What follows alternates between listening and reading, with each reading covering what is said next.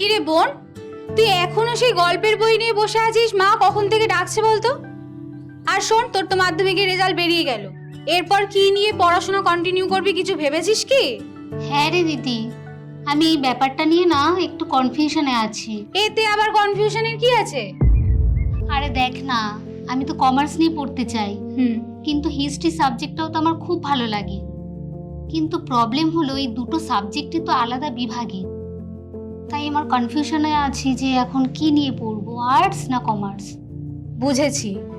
তবে জানিস তো, 2020 সালের জাতীয় শিক্ষানীতির সুপারিশ অনুযায়ী একজন স্টুডেন্ট নবম শ্রেণীতেই কোনো নির্দিষ্ট বিভাগ ছাড়া তার ইচ্ছে মতো সাবজেক্ট নিয়ে পড়তে পারে।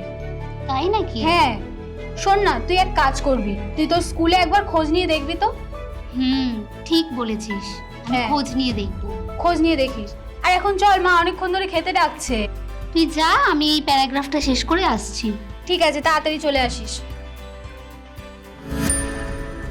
এই যে তোমরা এতক্ষণ শুনলে, জাতীয় শিক্ষানীতি 2020 অনুযায়ী নবম শ্রেণী থেকেই নির্দিষ্ট কোনো বিভাগ ছাড়াই যে কোনো বিষয় নিয়ে পড়াশোনা করা যায়, ঠিক এই রকমই মাধ্যমিক শিক্ষা সম্পর্কে জাতীয় শিক্ষানীতি 2020-তে আরও অনেক সুপারিশ করা হয়েছে।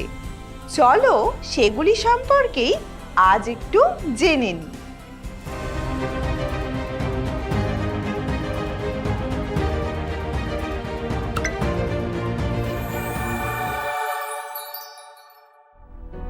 জাতীয় শিক্ষানীতি 2020-তে নবম থেকে দ্বাদশ শ্রেণী পর্যন্ত 4 বছরের শিক্ষাকে মাধ্যমিক শিক্ষা বলা হয়েছে।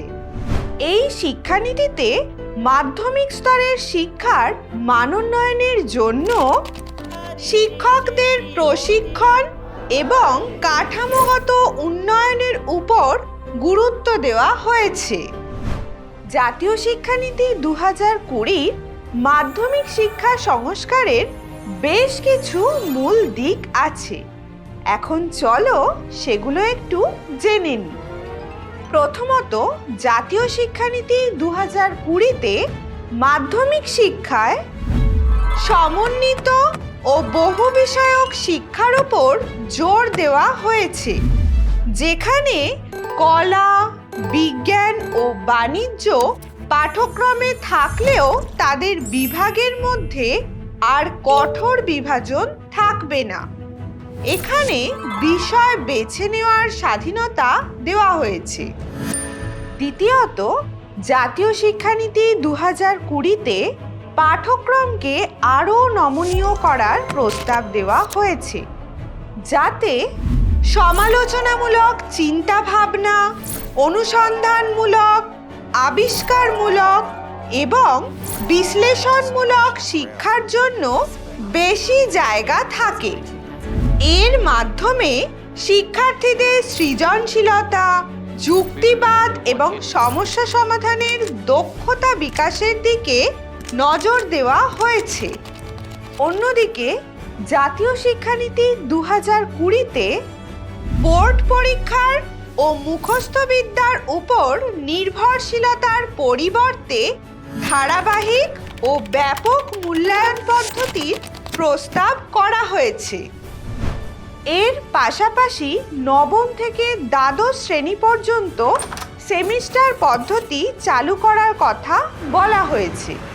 আবার এই জাতীয় শিক্ষানীতি 2020-তে মাধ্যমিক বিদ্যালয়ে কারিগরি শিক্ষাকে অন্তর্ভুক্ত করার পরিকল্পনা করা হয়েছে, যাতে মাধ্যমিক স্তর শেষ হওয়ার আগেই অন্তত একটি কারিগরি কোর্স নেওয়ার সুযোগ থাকে। আবার মাতৃভাষার পাশাপাশি বিদেশি ভাষা শিক্ষারও সুযোগ করে দেওয়ার কথা বলা হয়েছে এই নতুন জাতীয় শিক্ষা নীতিতে।